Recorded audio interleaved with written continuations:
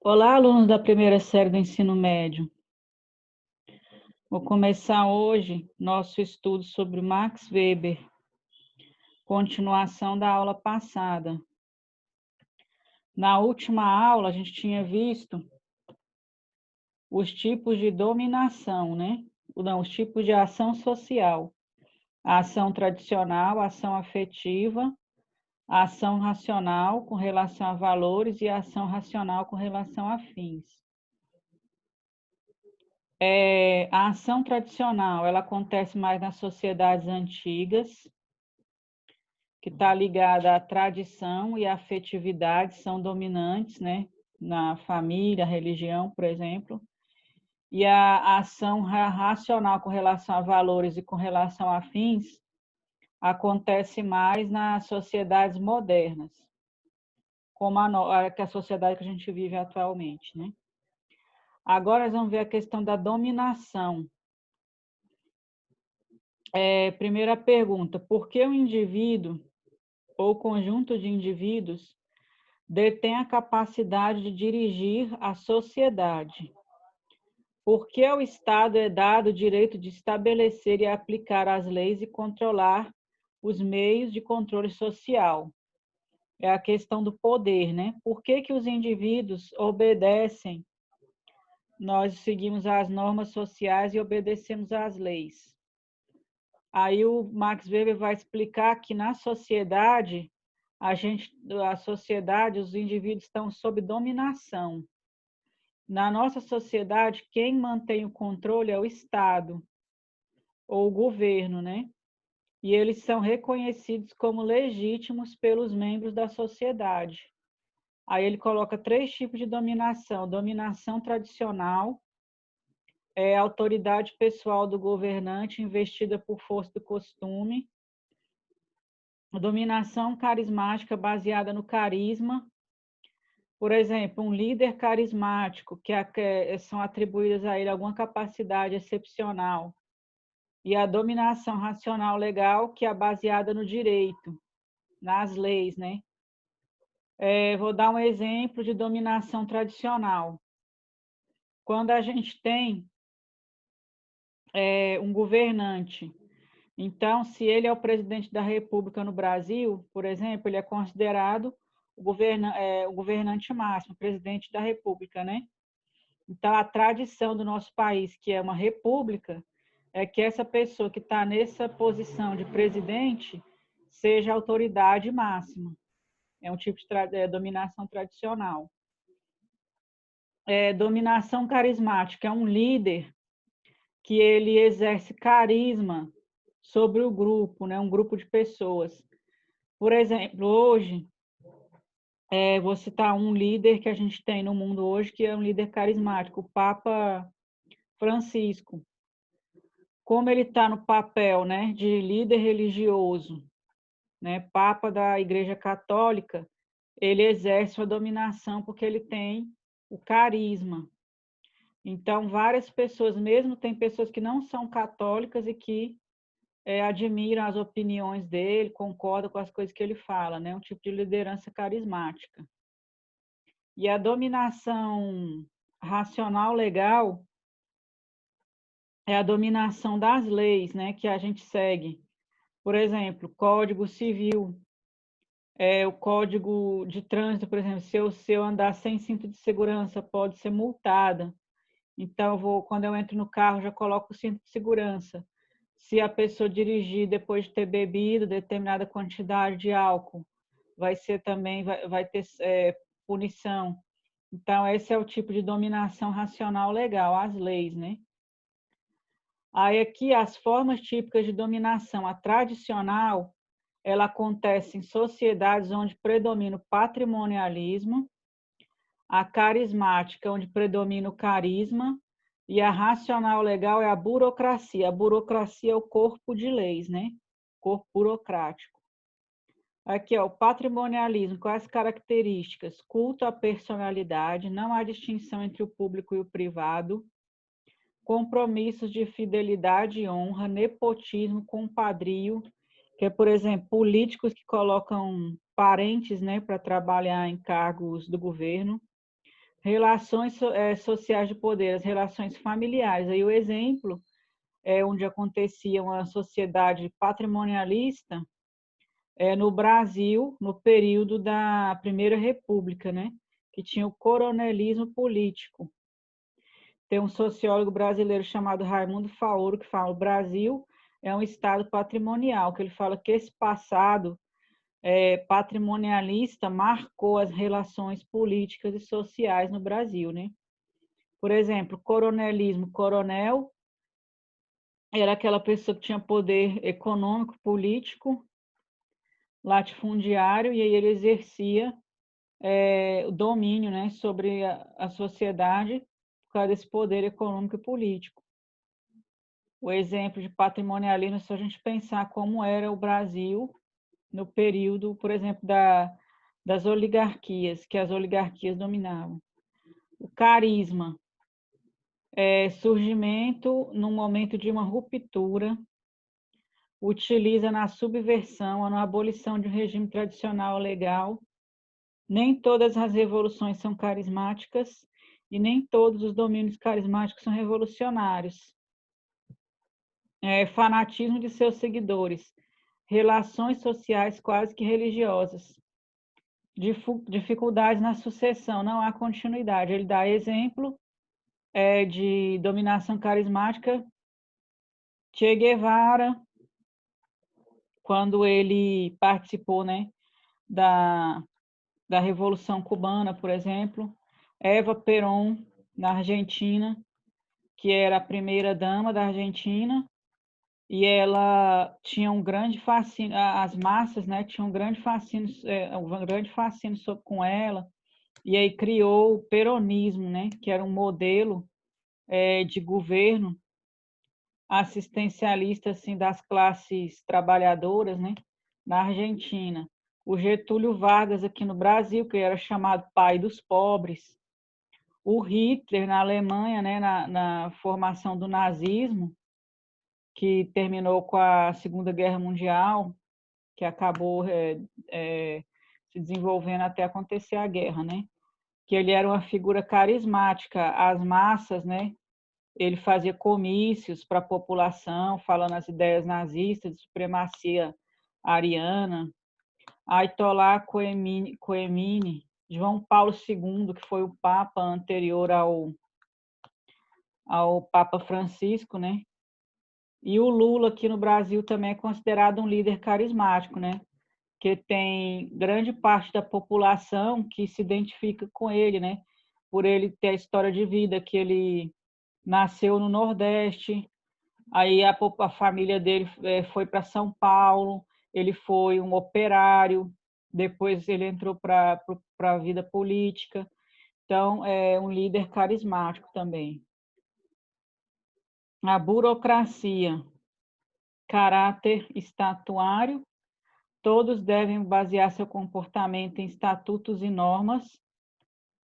Racionalidade técnica, os cargos são preenchidos por competência, por exemplo, concurso público, né? A promoção é por mérito e tempo de serviço. Relações sociais formais, impessoais. Distinção entre o público e o privado. Dificuldade, pode se tornar uma gaiola de ferro. Que isso? Pode se tornar gaiola de ferro? Pode ser que a burocracia faça que as pessoas fiquem muito presas, né? E não tenham liberdade para agir de forma sem estar seguindo as leis, né? Da forma correta. Agora a gente vai falar sobre o livro do Max Weber chamado A Ética Protestante e o Espírito do Capitalismo, que ele explica a relação entre a religião protestante e a formação do capitalismo. Que ele fala, pergunta que ele vai responder, por que que no Ocidente havia coincidência entre as áreas de expansão do protestantismo e as áreas onde o capitalismo industrial prosperou mais rápido. Aí ele vai analisar, ele começou a ler, né, as obras protestantes, aí tinha 3 seitas, os quáquers, os luteranos e os puritanos, né? Aí ele começa a perceber que as ideias, a ética, né, protestante, estava relacionada com as ideias que deram impulso ao desenvolvimento do capitalismo em determinados países.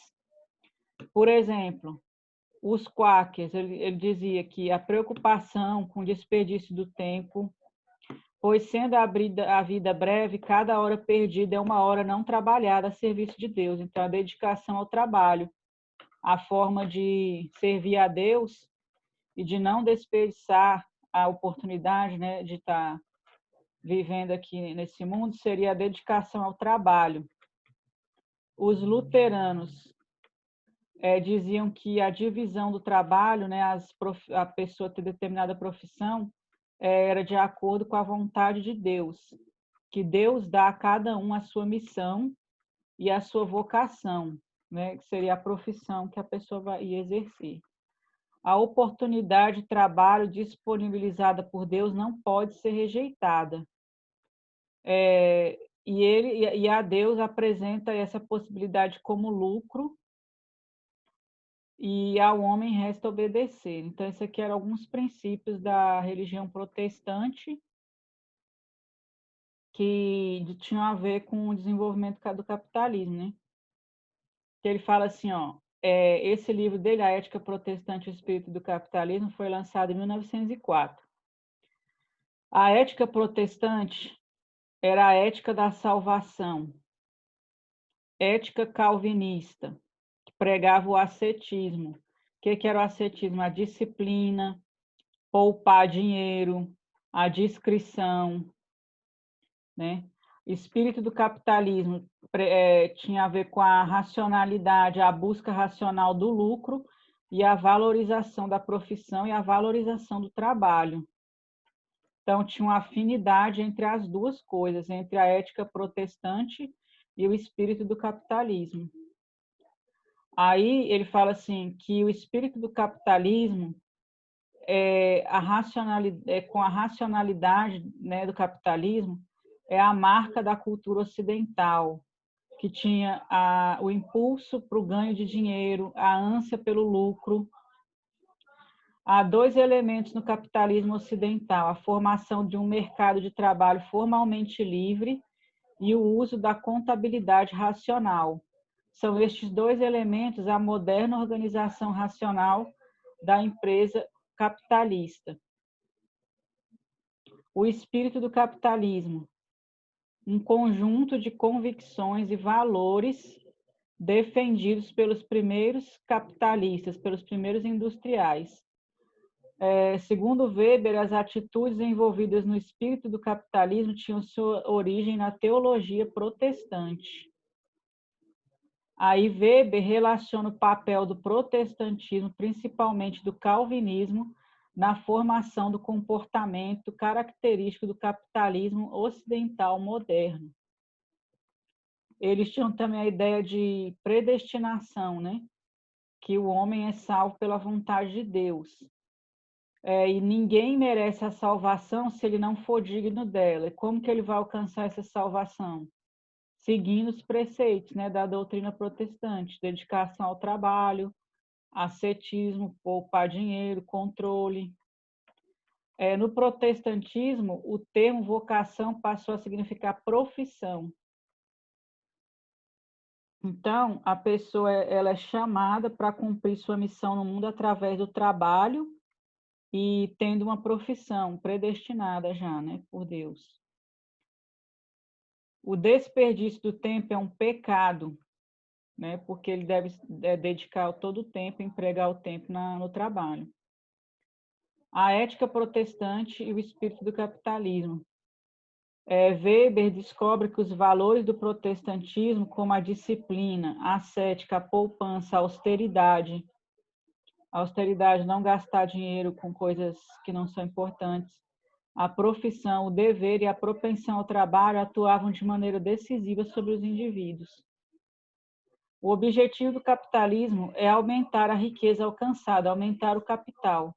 Esse processo de enriquecimento constitui uma indicação segura de que se está predestinado.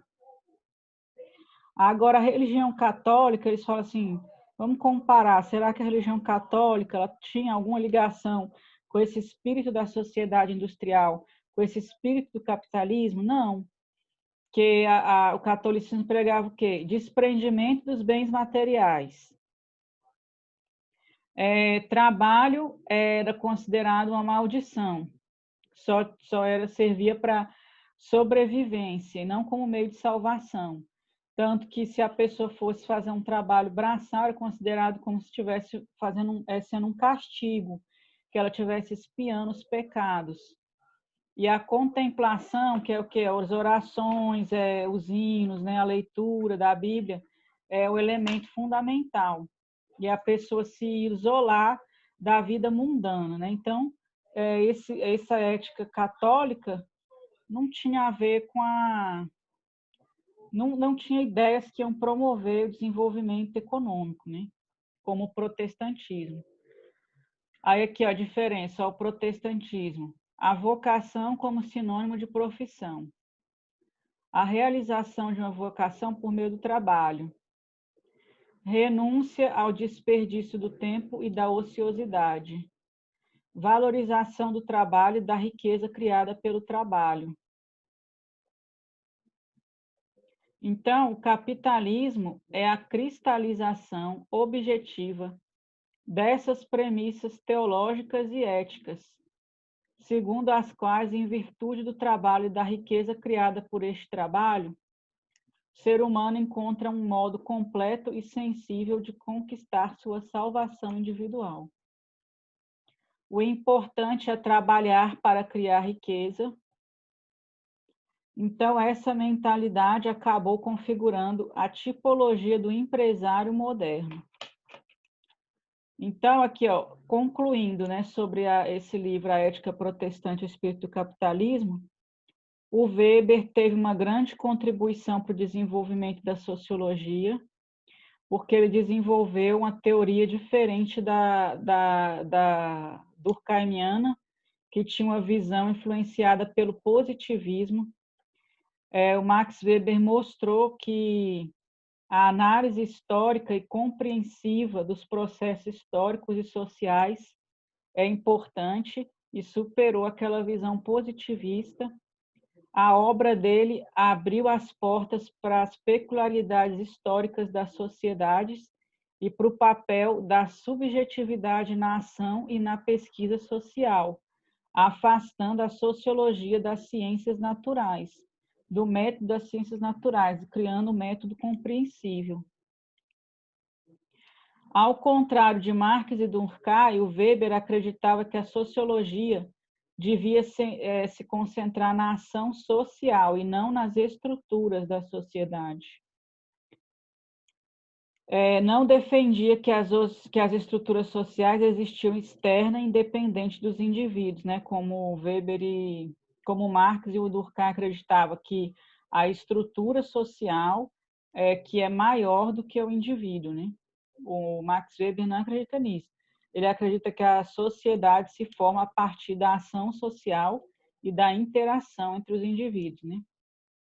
As estruturas das sociedades eram formadas por uma complexa interação de ações. Outra coisa, ideias e valores culturais ajudam a modelar a sociedade e modela as ações individuais também. E ele tinha também a ideia de indeterminismo histórico. Para ele, não existe lei pré-existente que regule o desenvolvimento da sociedade. E os fatores econômicos são importantes, mas as ideias e os valores têm a mesma importância na mudança social, no processo de mudança social. Por isso que ele faz a análise, né, da ética da religião protestante e o desenvolvimento do capitalismo. Vou parar por aqui e na próxima aula a gente continua falando sobre Max Weber. Até mais.